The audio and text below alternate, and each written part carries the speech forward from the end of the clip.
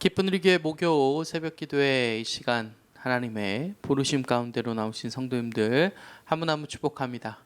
오늘도 우리가 영상으로 이렇게 예배드리고 있습니다. 오늘도 있는 자리에서 우리 각 처소에서 우리 주님을 의지하면서 우리 주님을 또 소망하고 갈망하면서 우리 시간 찬양하시면서 예배 드리시겠습니다. 이 시간 우리 찬송가 430장, 우리 새 찬송가로 430장 먼저 함께 찬양하시겠습니다. 우리 이 시간 주와 같이 길 가는 것, 우리 즐거운 마음으로 기쁜 마음으로 주와 같이 길 가는 것 즐거운 일 아닌가.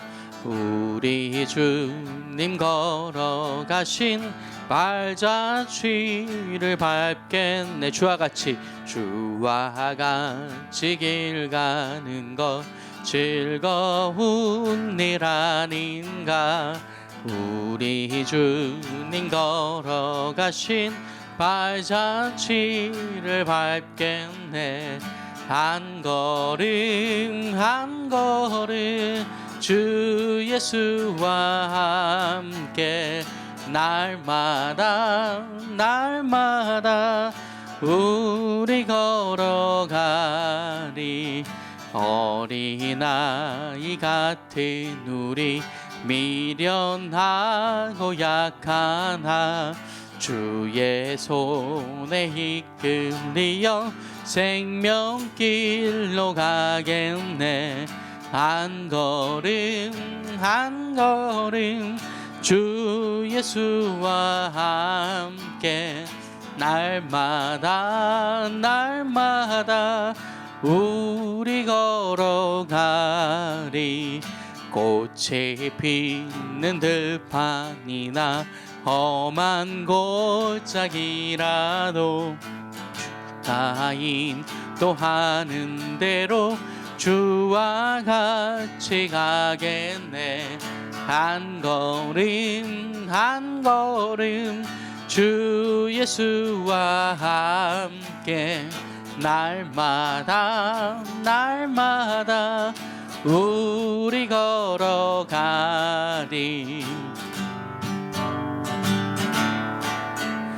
우리 다시 한번 찬양합니다.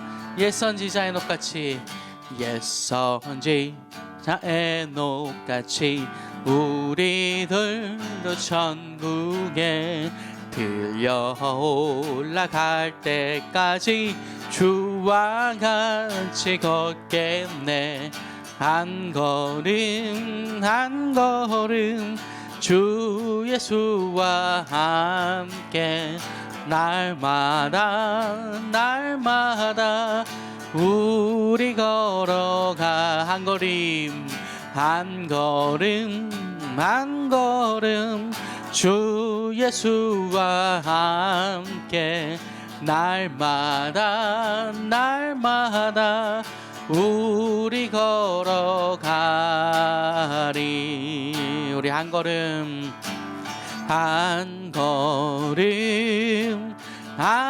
걸음 주 예수와 함께 날마다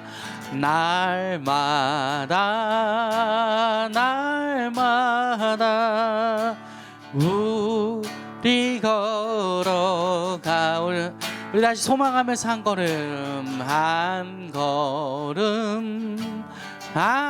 걸음 주 예수와 함께 날마다 우리 걸어가리.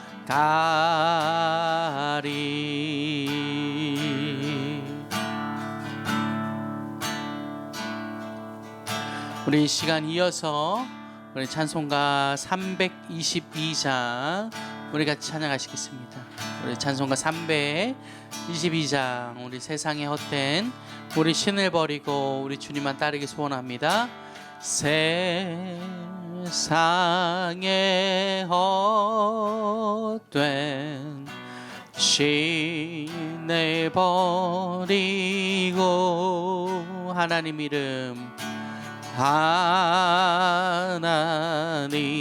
이름 높여 기리세 온천하 백성 온천하 백성 모두 나와서 다 같이 하나님만 섬기세. 우리 세상이 헛된 세상에 헛된 우상 버리고 인간의 모든 부귀영화와 거짓과 불의 모두 버리고 온전히 하나님만 섬기세. 우리 주님의 백성 주님의 백성 서로 회하려 시기와 미움 시기와 미움 아주 버리고 하나님만을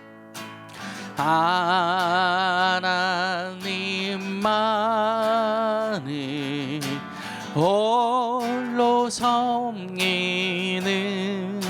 천국을 어서 이루어 주소서. 천국을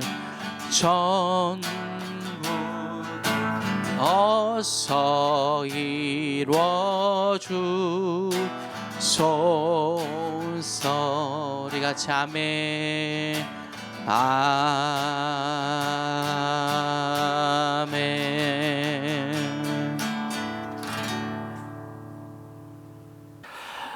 만복의 근원이 되시고 자비와 은혜가 무한하시고 영원하신 하나님 아버지, 은혜를 감사합니다. 어제 하루도 저희들을 은혜 가운데 지켜주셨음을 감사하며 찬양을 올려드립니다. 저희들에게 숙면이라고 하는 복을 허락하여 주시고 이제 저희들의 영혼을 깨워주시어서 이 아침 하나님 앞에 첫 시간 드리게 하여 주신 은혜 감사합니다. 이 모든 것 나의 잘남과 선택, 나의 의지가 아니라 내 안에 사시는 예수 그리스도의 영 성령께서 우리를 인도하여 주시고 이끌어 주셨기에 이 자리에 나오게 되었음을 고백합니다. 사랑의 하나님, 온전히 오늘도 저희를 주의 것으로 삼아 주시옵소서.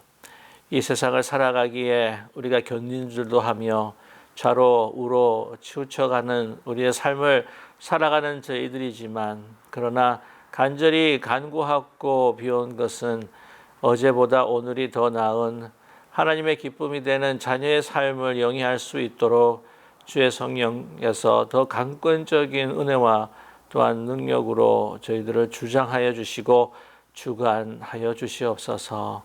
사랑의 하나님, 그래서 오늘 이 현실의 여러 가지 힘들고 어려운 상황에 있다 할지라도 우리의 선택은 오직 주님만을 향하는 저희들 될 수 있게 하여 주시어서 하늘의 참된 복을 누리며 주님 주시는 영원한 기쁨과 또한 오늘 하루도 영적 승리를 이어가는 복된 날이 될 수 있도록 은총 베풀어 주시옵소서. 예수 그리스도의 이름으로 감사드리며 기도드립니다. 아멘. 2022년 10월 20일 목요 새벽 기도에 참여하신 믿음의 우리 가족들, 기쁜 우리 교회 신앙의 식구들 주님의 이름으로 환영하며 축복합니다. 오늘 저희들에게 주신 귀한 하루, 또한 오늘 주시는 하나님의 말씀을 따라서 살아갈 때에 오늘도 참으로 복되고 또 하나님을 영화롭게 하는 귀한 하루가 되시기를 간절히 소망합니다. 주중 새벽 기도에 계속 이어지는 우리 마태복음의 말씀입니다. 오늘은 마태복음 19장 1절에서부터 12절까지의 말씀입니다. 마태복음 19장 1절에서부터 12절까지의 말씀입니다. 우리 성경을 찾으셨거나 아니면 영상 화면을 보시면서 우리가 뜻을 생각하시며 함께 합독하겠습니다. 예수께서 이 말씀을 마치시고 갈릴리를 떠나 요단강 건너 유대 지경에 이르시니 큰 무리가 따르거늘 예수께서 거기서 그들의 병을 고치시더라. 바리새인들이 예수께 나와 그를 시험하여 이르되 사람이 어떤 이유가 있으면 그 아내를 버리는 것이 옳으니까. 예수께서 대답하여 이르시되 사람을 지으신 이가 본래 그들을 남자와 여자로 지으시고 말씀하시기를 그러므로 사람이 그 부모를 떠나서 아내에게 합하여 그 둘이 한 몸이 될지니라 하신 것을 읽지 못하였느냐. 그런즉 이제 둘이 아니요 한 몸이니 그러므로 하나님이 짝지어 주신 것을 사람이 나누지 못할지니라 하시니. 여짜오되 그러면 어찌하여 모세는 이혼 증서를 주어서 버리라 명하였나이까. 예수께서 이르시되 모세가 너의 마음을 완악함 때문에 아내 버림을 허락하였거니와 본래는 그렇지 아니하니라. 내가 너에게 말하노니 누구든지 음행한 이유 외에 아내를 버리고 다른 데 장가드는 자는 간음함이니라. 제자들이 이르되 만일 사람이 아내에게 이같이 할진대 장가들지 않는 것이 좋겠나이다. 예수께서 이르시되 사람마다 이 말을 받지 못하고 오직 타고난 자라야 할지니라. 어머니의 태로부터 된 고자도 있고 사람이 만든 고자도 있고 천국을 위하여 스스로 된 고자도 있도다. 이 말을 받을 만한 자는 받을지어다. 아멘. 오늘 이 본문의 말씀은 예수님께서 사역하는 가운데 계실 때에 이제 바리새인들이 와서 이 결혼에 대한 문제를 또 이슈를 삼아서 예수님의 의견을 묻고자 하였습니다. 이 의견을 물었던 것은 당시 예수님에게 진정한 충고나 진리의 말씀을 얻고자 한 것이 아니요. 오늘 말씀 보시게 되면 시험하기 위하여서 이 이혼의 문제 또한 결혼의 문제에 대해서 지금 이 이슈를 예수님에게 던지고 있다고 하는 사실입니다. 오늘 이 그 논쟁의 그 사건 그것의 이제 그 배경을 보시게 되게 되면요, 이제 마침 예수님께서 갈릴리 사역을 이제 다 마무리를 하시고 이제 예루살렘으로 향하는 그 여정 중에 계셨습니다. 그래서 1절 말씀 보면 예수께서 이 말씀을 마치시고 이제 갈릴리를 떠나셨다. 그리고 이 요단강을 건너셨다라고 그렇게 이야기하고 있습니다. 자, 그런데 이 원문을 보게 되게 되면은요, 이 요단강을 건너서 사실은 이 베레아 지역으로 가셨다라고 하는 것이 언급이 되어 있습니다. 그래서 이 베레아를 통해서 이제 유대 지경으로 가시게 되는데 이것을 더 상세하게 언급해 주는 이 공간복음서가 바로 이 마가복음입니다. 이 마가복음을 보게 되게 되면요, 특별히 10장 11절을 보게 되게 되면 예수님께서 이 갈릴리 지역을 떠나서 이제 사마리아 지역을 거치지 아니하고 이제 요단 그 동쪽으로 가셨다가 또한 그 베레아 지역을 통과해서 이제 유다 땅 또 예루살렘으로 향하는 여정을 보여주고 계십니다. 예수님께서 사마리아 지역을 통과하신 적도 있어요. 요한복음 이제 5장을 보게 되게 되면은 이제 수가성 그 여인을 또 만나기 위해서 또 그곳으로 가셨다라고 하는 그 기록이 있습니다. 그러나 또 예루살렘의 그 마지막 여정 때는 갈릴리 사역을 마치고 베레아 지역으로 가신 것이죠. 근데 이 베레아를 지나면서 이 베레아 사역에 또한 병을 고치시고 또한 귀한 역사를 이루어 주시는데 뭐 큰 무리들이 사실은 따릅니다. 근데 그 무리들 가운데서 예수님을 정말 쫓고 또한 존경하고 또 예수님의 그 귀한 그 모습들을 또 바라보면서 따라갔던 사람들도 있겠지만, 그러나 그 틈에는 어떻게 하면 예수님을 무너뜨리고자 하는 그런 반대 세력이 있었다는 것이죠. 예수님의 그 공생의 사역 가운데 많이 충돌했던 사람들이 바로 종교 지도자였습니다. 특별히 그 부류 중에 한 사람이 바로 바리새인이었죠. 이 3절 보게 되면은 바리새인들이 예수께 나와라고 기록하고 있는데, 그러면서 시험하여 이르되 사람이 어떤 이유가 있으면 그 아내를 버리는 것이 옳으니까, 이혼 문제를 예수님에게 던지고 있습니다. 근데 이 베레아 지역에 유명한 한 그 건축물이 있는데, 그게 뭐냐면 그 마케루스입니다. 그 헤롯의 요새로 잘 알려져 있고요. 이 마케루스에서 일어난 얼마 전에 그 사건, 그것이 많은 사람들의 입에서 또한 그 회자되고 또 이 사건에 대해서 많은 사람들이 이야기를 하고 있었던 것이죠. 그게 뭐냐면 바로 세례 요한의 이 참수였습니다. 여러분 잘 아시다시피 그 헤롯 안티파스가 그 동생 그 빌립, 헤롯 빌립으로부터 그 아내를 빼앗아서 오게 되죠. 헤로디아라고 하는 여인입니다. 물론 헤로디아도 이 권세가 더 강력했던 이 헤롯 안티파스에게 끌려서 또 자기의 딸 살로메를 데리고 같이 결혼하러 오게 된 것이죠. 그런 모든 그 간음과 은행, 참 부정한 것들을 보면서 세례 요한이 가만히 있지 않았죠. 그래서 세례 요한이 회개하라 막 그들에게 경고하고 선지자로서 그들이 정말 다시 회개하고 다시 돌아올 것을 촉구했던 것입니다. 그렇지만 여러분 결론은 아시다시피 세례 요한이 참수를 당하게 됩니다. 그래서 그때 그 베레아 동네에는 우리가 상상을 해보건대 이 세례 요한의 그 참 억울한 죽음이라고 이야기할 수가 있겠죠. 또한 그 당시의 그 이혼의 문제, 또한 그 헤로디아와 안티파스의 그 결혼의 문제들을 가지고 참 말들이 많았을 것입니다. 자, 그런데 이러한 이야기를 제기했었을 때에 분명 이 참 보수적인 그 입장을 가지고 있는 예수님일 것이다라고 하는 생각을 이제 바리새인들이 했던 것 같아요. 그래서 이 이슈를 던지게 되면 그가 어떤 이야기를 하든지 이게 헤롯 안티파스에게는 참 거슬리는 말이 될 것이다라고 하는 생각을 갖게 된 겁니다. 그래서 이것을 통해서 또 예수님을 좀 더 해하려고 하는 그러한 그 바탕에 그 음모의 그 마음이 깔려 있지 않겠는가 하는 것을 짐작할 수가 있습니다. 그래서 또 뿐만 아니라 그때 당시에 그 이 이혼의 문제에 있어서 아주 대립된 아주 큰 두 학파가 있었습니다. 이 두 학파는 뭐 이런 문제뿐만이 아니라 그때 당시에 율법을 어떻게 가르치고 해석할 것인가라고 하는 그 양대 이 산맥과 같은 그런 학파들이 있었죠. 여러분 아마 기억하실 것 같습니다만은 힐렐 학파와 샴마이 학파라고 하는 두 학파가 있습니다.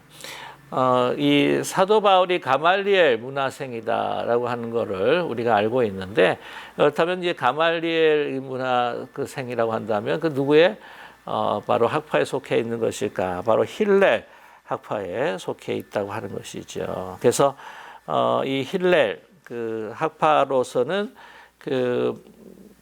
이 이혼의 문제에 대해서 많은 어떤 조건이 주어질 때 이혼이 가능하다라고 그렇게 이야기를 합니다. 이 샴마이 학파 같은 경우에는 굉장히 또 보수적인 그 입장을 가지고 있는데, 예수님께서 말씀하신 것과 사실은 조금 더 비슷한 이야기를 하고 있다고 하는 것이죠.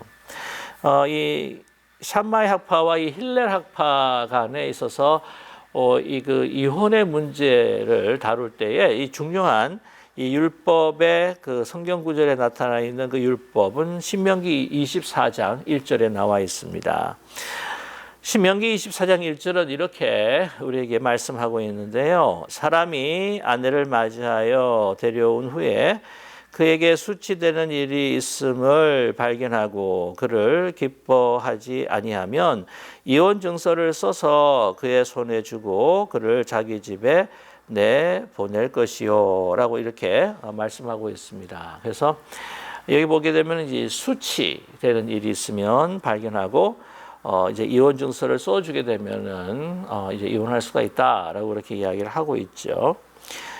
근데 이제 수치라고 하는 것을 어디까지 해석하고 어디까지 이해할 것이냐라고 하는 이 범위를 정할 때에 이 샴마이 학파 같은 경우에는 여인이 음행을 했을 때에 또한 그 간음을 했을 때에 이제 이혼할 수 있다라고 하는 것이죠. 이혼 증서를 써서 이혼할 수가 있다라고 하는 것입니다. 뭐 사실 그 음행했다 또 간음했다라고 한다면 사실 그에 대한 처벌은 뭐 죽음이라고 이야기할 수가 있는데요. 죽음으로 처형하고 또한 처벌받게 되게 되는데 예수님께서 오늘 말씀 가운데 9절의 말씀에도 이런 말씀이 있습니다. 내가 너에게 말하노니 누구든지 음행한 이유 외에는 아내를 버리고 다른 데 장가드는 자는 간음함이라라고 이렇게 이야기를 하고 있습니다.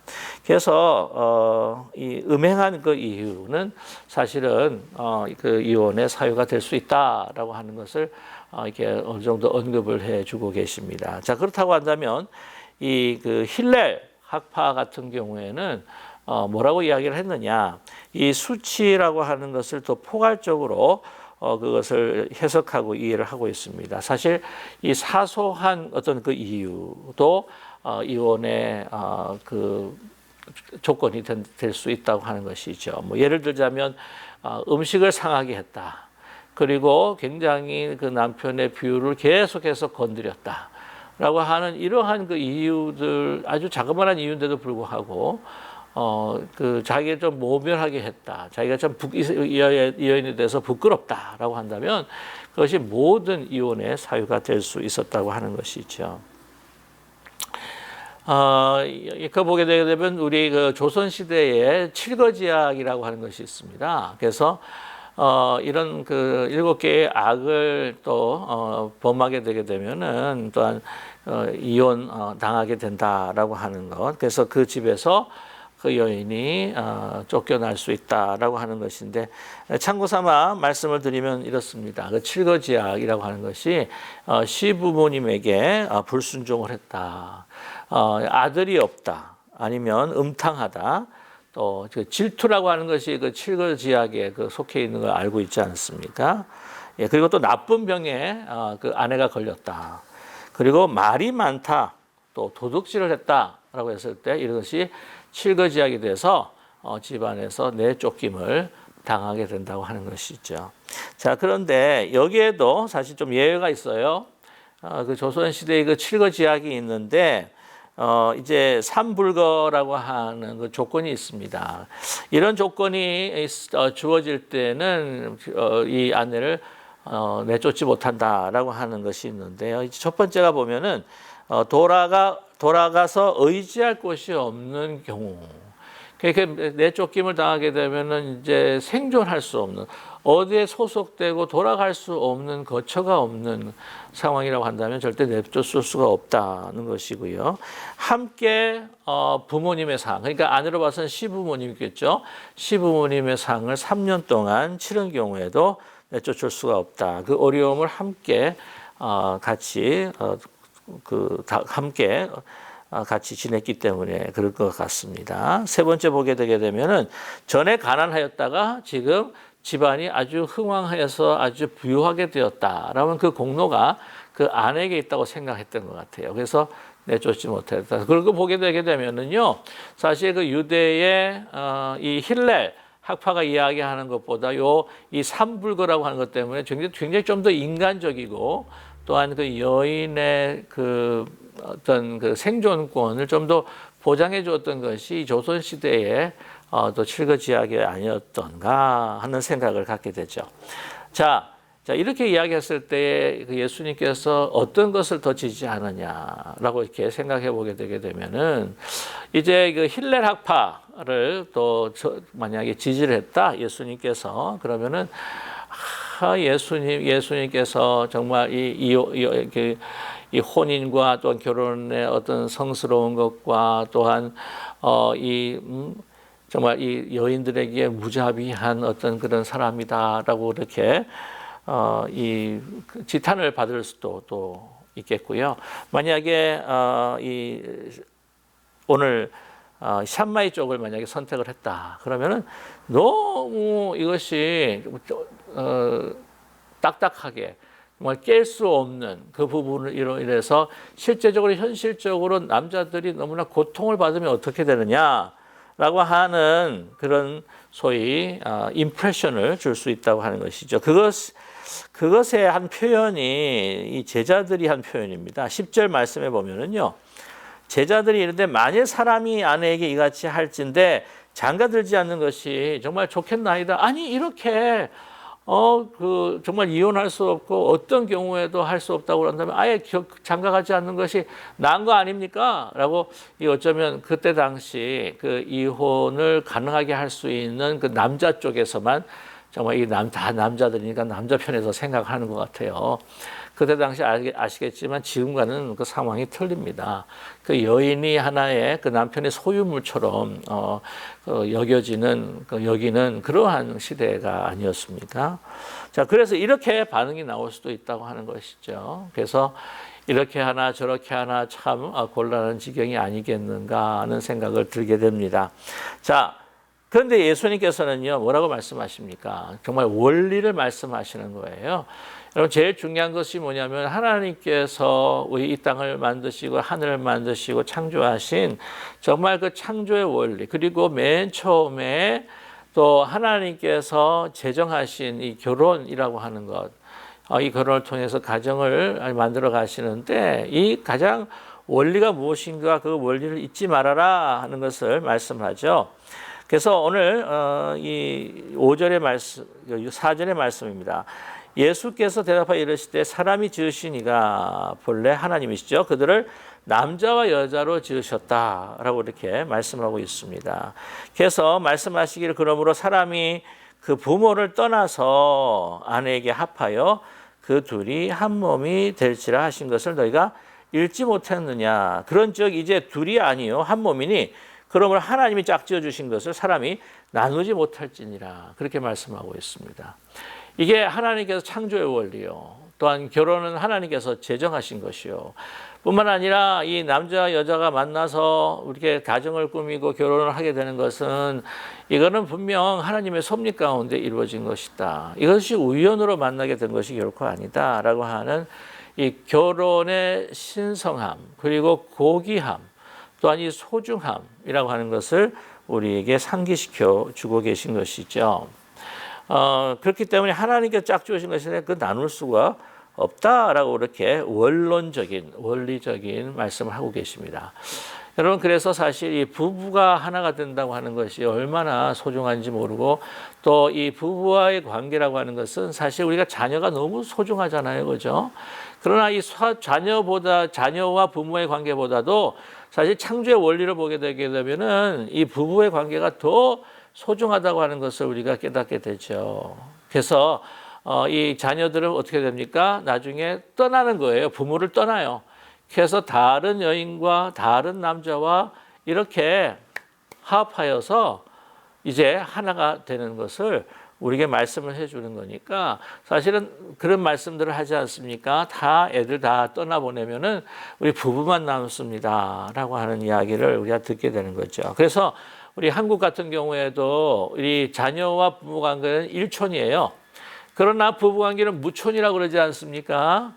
좀 안타까운 것은 이혼하게 되게 되면 남남이 된다 그렇게 이야기하지만 그러나 하나님 짝지으신 것이 하나다라고 하는 것이죠. 그래서 이 하나님과 우리 인간과의 맺어졌던 그 언약처럼 우리도 이 결혼 서약은 언약이라고 하는 것이죠. 그죠? 어떤 상황 가운데서도 어떤 슬플 때나 기쁠 때나 정말 병들 때나 건강할 때나 좋을 때나 좋지 않을 때나 부요할 때나 가난할 때나 상관없이 정말 한 몸이 되는 그러한 하나님의 그 귀한 그 원리를 우리에게 말씀해 주고 계시지 않습니까? 그러나 문제는 어떻게 이 상대방을 정말 다루고 취급하고 하는 것이 이게 문제가 된다고 하는 것이죠. 정말 주님을 섬기듯 서로 섬겨야 할 때에 하나가 되는데 그렇지 않을 때가 너무나 많다고 하는 것입니다. 그리고 예수님께서 오늘 이 말씀하신 것은 두 번째 이유가 뭐냐면 이 남성들이 그때 당시 남성들이 그 아내가 이제는 좀 정도 없어지고 별로 이렇게 마음도 이렇게 나가지도 않고 다른 여인이 더 좋아 보이고 하면 아주 쉽게 아주 버릴 수 있는 이혼 증서만 주면 되니까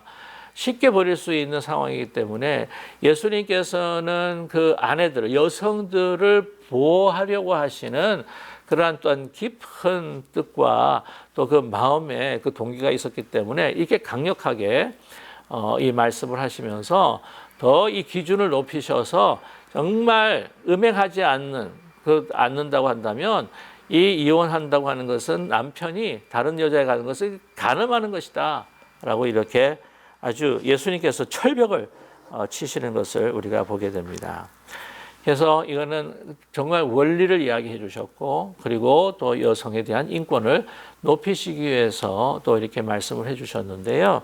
이렇기 때문에 특별히 그 당시에 남성들이 정말 여성들을 존중해 주고 정말 하나님께서 우리 인간을 사랑해 주시듯 정말 사랑하고 또한 섬기고 해야 할 그런 대상임에도 불구하고 그래야 한 몸이 될 텐데 그러지 못하는 것을 예수님은 매우 안타깝게 여기시고 있다는 것을 우리가 발견하게 됩니다. 자, 그러면서 그것에서 못마땅한 제자들이 이렇게 이야기했다고 말씀드렸죠. 그러면 아니 이렇게 이거 기준을 높여 버리시면은 아니 이거 정말 이거 어떤 정말 이 경우에는 결혼 이혼도 못 하고 이런 결혼 생활이 정말 어떻게 되면 지옥과 같이 되는 것이 아닙니까? 어떻게 그러면 이같이 아니할진데 아내에게 이같이 할진데 장가 들지 않는 게 좋겠습니다라고 이야기하죠. 그랬을 때에 그들의 마음을 간파하시고 이렇게 이야기하십니다. 예수께서 이르시되 사람마다 이 말을 받지 못하고 오직 타고난 자라야 할지니라 라고 이렇게 말씀합니다. 타고난 사람이야 타고난 사람을 제외하고는 다 결혼하고 장가가고 이러한 귀한 소중한 하나님께서 주신 이 가정을 꾸릴 수 있는 가정을 또 만들 수 있는 이 결혼이라고 하는 것을 해야 한다라고 하는 것을 우리에게 말씀해 주고 있죠. 그 경우를 이야기합니다. 오늘 참 12절의 말씀이 어떻게 보면은 낮이 좀 뜨거울 수도 있겠는데 어머니 태로부터 된 고자입니다. 이게 선천적으로 이렇게 남자로서의 기능을 할 수가 없는 사람들 아니면 사람이 만든 그 고자들. 그래서 이 고자라고 하는 말이 그 히브리의 그 원어로 보게 되면 침대를 준비한다. 이게 뭐냐면 왕실이나 이제 궁궐 같은 경우에 이 내시들 그런 일들을 맡기기 위해서 막 그렇게 이 남성들을 만들어 버리는 그런 고자들이죠. 천국을 위하여 스스로 된 고자다. 이것이 이제 육체적으로 그 몸에 뭔가를 절단시킨 것이 아니고 이게 오리겐 같이 그리고 이 초대급이었던 오리겐은 전적으로 하나님 앞에 결혼을 내려놓고 이것이 더 귀한 일이라고 전적으로 그 몸담고 하나님 앞에 충성했던 분이고 바울 사도 같은 경우에도 여러 가지 학자들마다 이야기가 있지만 바울 사도도 아마 독신으로 살았을 것이다. 독신이 본래 은사라고 그렇게 이야기를 합니다. 사실은요. 뿐만 아니라 가톨릭 신부들 같은 경우에도 온전히 하나님께 바쳐진 존재로서 이제 가정의 모든 어떤 이 세상의 근심 어떤 그런 무짐들을 다 내려고 온전히 하나님만을 섬기기 위해서 그렇게 되신 분들고 우리 개신교 목사님들 가운데서 존 스타트라고 하는 유명한 목사님도 이제 혼자 사셨어요. 그분이 자신의 말을 평가하면서 자신이 만약에 결혼을 했다고 한다면 자신의 그 주님을 위해서 했던 모든 사역을 보게 되면 만약 결혼했다면 그 모든 사역의 3분의 1밖에 아마 감당하지 못했을 것이다라고 하는 이야기를 하실 때가 있었습니다. 바울은 분명히 이야기하죠. 이 성적인 욕구가 더 이게 우리가 나타날 때는 결혼하는 것이 더 좋다. 결혼해야 된다. 이 결혼하지 않고 하나님 앞에 온전히 드려지는 것도 여러분 분명히 은사라고 하는 것을 잊지 말아야 된다. 그러나 이런 은사가 없었을 때는, 이런 경우가 없을 때는 오늘 예수님께서 언급하지 않을 때, 예수님께서 언급한 것 외에는 그 사람들은 결혼하는 것이 더 좋은 일이다. 더 그것이 고귀한 일이다라고 하는 것을 우리에게 말씀해 주고 있습니다. 우리 잊지 말아야 될 것은 예수님께서 원론적인 말씀을 드렸고 또 그 당시에 정말 아무 힘없는 여성들을 보호하기 위한 예수님의 정말 크신 배려. 정말 이것으로 인해서 예수님이 그 여성들을 향한 그때 당시 정말 인격이나 어떤 사람 취급당하지 못했던 그 여성들을 정말 지금 세상 보게 되면은 그 여성의 그 지위의 그 승격이라고 하는 것은 정말 예수님 때문이라고도 해도 과언이 아니죠. 자, 근데 여기서 사실 우리가 다시 한번 깊이 생각해야 될 것은요. 그러면 이혼하지 말라라고 하는 이야기냐? 어떤 경우에는 여러분 정말 이혼할 수밖에 없는 상황을 우리는 보게 됩니다. 그것까지 막을 수는 없어요. 폭력이 있다거나 아니면 뭐 도박이라든지 여러 가지 중독이 있다든가 그 중독을 치유하기 위해서 서로 기다려주는 사람도 있겠지만 그것까지 그 타자가 강요할 수는 없다고 하는 것이죠. 제가 끝으로 말씀을 한번 좀 말씀이 조금 길어지긴 하지만 말씀을 나누자면 제가 토론토에서 이 두 아들을 가지고 있는 한 가정이 있었는데 이제 너무나도 슬픈 너무나도 가슴 아픈 일은 그 남편이 아내를 결국은 살해하고 자기 자신도 죽음에 이르는 그런 경우가 있었다고 합니다. 제가 그 가족을 카운슬링한 그 목사님을 제가 알고 있는데 그 카운슬링 하신 그 목사님이 참 여러 가지로 후회되는 이야기를 하더라고요. 두 분이 이제 소포 결혼으로 이제 사진을 보면서 이제 결혼을 하신 분이었는데 여러 가지로 참 많은 그 자라난 환경이라든지 성격이라든지 참 차이가 많았다고 하는 거죠. 그런데 이 목사님이 이혼은 안 된다. 서로 이것을 다시 서로가 하나 되기 위해서 기도해야 된다. 말씀을 나눠야 된다. 해서 이 기도원도 보내시고 말씀 집회 또 양육도 하시고 해서 그냥 최선을 정말 다하면서 목사님도 함께 같이 이렇게 그분들을 도와드렸는데 좀 괜찮아지나 싶더니 나중에 결국에는 그런 엄청난 일들이 일어나게 되었던 것이죠. 목사님이 그런 이야기를 하세요. 가슴이 참 아프다는 겁니다. 당신께서 좀 잘못 이 카운슬링 한 것이 아닌지 너무 이 원론적인 입장만 가지고 그분들에게 다가가서 했던 것은 아닌지 하면서 참 많은 깊은 아픔들을 나누시는 걸 제가 듣게 되었어요. 여러분 이 원론적인 것은 그렇게 있지만 현실적으로 보게 되면 그것을 정말 그 옆에서 누가 그것을 결정해 줄 수 없는 부분들이 있다고 하는 것을 여러분 잊지 않아야 할 것입니다. 그래서 우리 인간의 어떤 한계가 있기 때문에 이런 부분에 대해서도 참 조심해야 된다. 이 카운슬링 하면서도 참 조심해야 될 부분이다라고 하는 것을 느낄 수 있었던 그런 일들이었습니다. 아무튼 그래서 오늘 이 말씀을 통해서 좀 더 예수님께서 이 말씀을 하신 그런 이유가 무엇인가?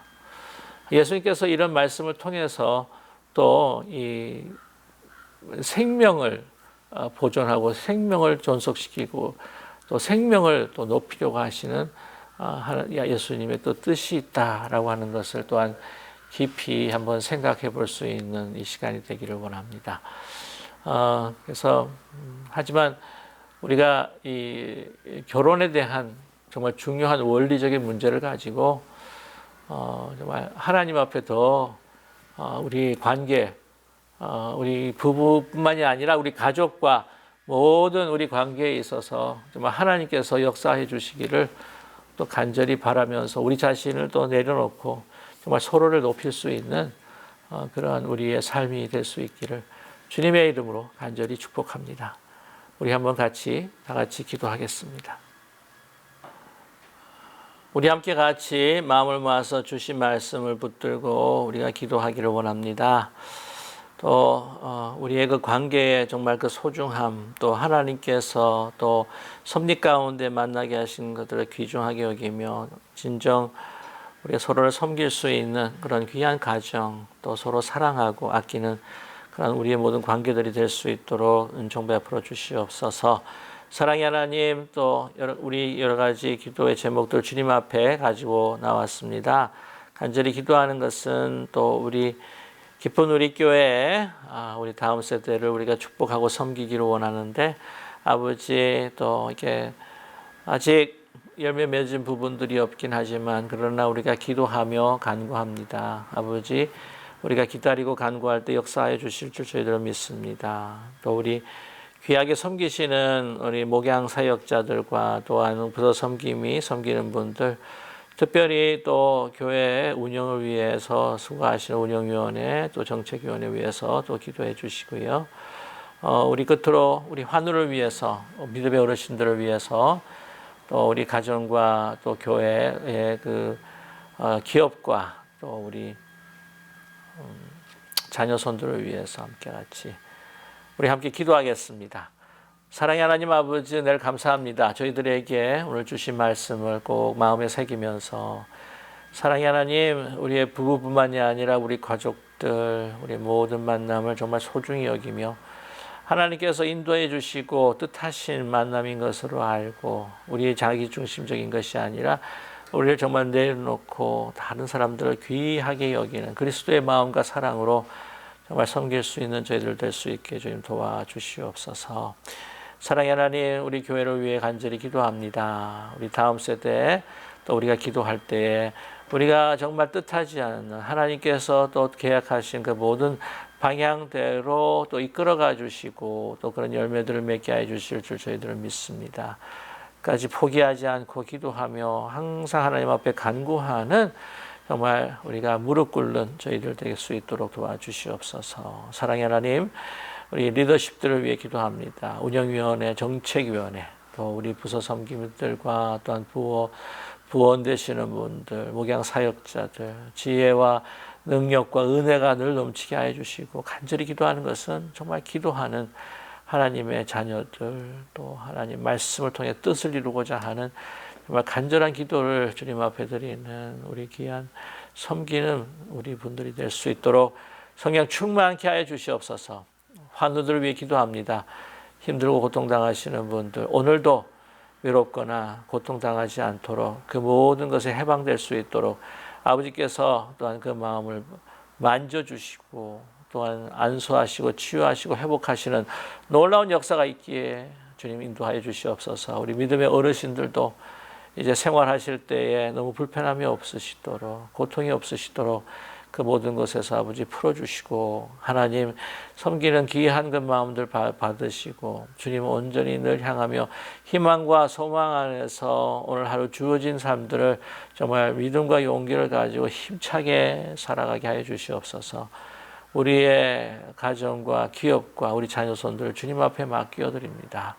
아버지의 가정으로 기업으로 자녀손으로 삼으시고 하나님의 영광과 뜻을 이루는 도구로 삼아주시며 또한 그것을 다 감당할 수 있는 아름다운 하나님의 크고 놀라우신 하늘의 축복을 더딥혀 주시옵소서. 예수 그리스도의 이름으로 간절히 기도드립니다. 아멘. 하늘에 계신 우리 아버지여, 이름이 거룩히 여김을 받으시오며 나라의 마옵시며 뜻이 하늘에서 이루어진 것 같이 땅에서도 이루어지이다. 오늘날 우리에게 일용할 양식을 주옵시고 우리가 우리에게 죄인 자를 사하여 준 것 같이 우리 죄를 사하여 주옵시고 우리를 시험에 들지 말게 하옵시며 다만 악에서 구하옵소서. 대개 나라와 권세와 영광이 아버지께 영원히 있사옵나이다. 아멘.